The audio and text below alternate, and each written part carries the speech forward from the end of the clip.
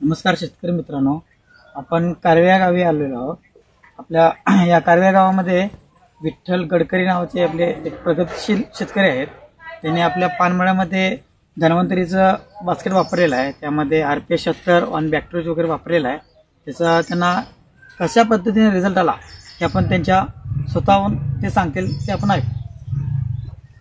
मी गेल्या 15 दिवसापूर्वी आपलं RPS 76 अर्धा लिटर अगोदर ड्रिपमधून दिलं आणि पुन्हा 4 दिवसानंतर RPS 76 अर्धा लिटर शी फवारणीसाठी घेतलं आणि ते घेतल्यानंतर अगोदर पानाची कलर हा पांढरट असा थोडासा होता आणि वापरल्यानंतर आता त्याला हिरवट कलर आणि पानाची साईज वाढलेली आहे।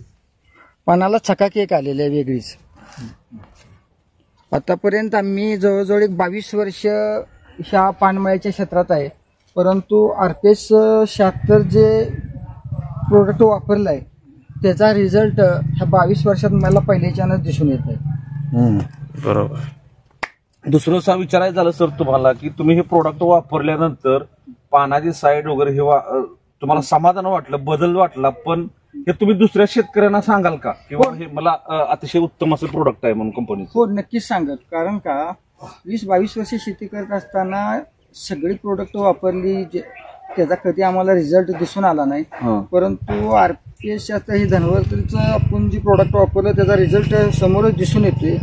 मग ज्याचा रिझल्ट येतो तो शेतकऱ्यापर्यंत पोहोचवणं गरजेचं आहे आणि म्हणून मी शेतकऱ्यांना सांगेन की RPS 76 आवर्जून वापरा। दुसरं आम्ही आता ह्यांना एक आपलं धन्वंतरीचं पेस्टिसाइड बास्केट आहे वरचं ऑर्गॅनिक मधलं, सरांना मी शिफारस केलेली आहे की हे प्रोडक्ट पण वापरा, रिसायकल आहे कंपनीचं।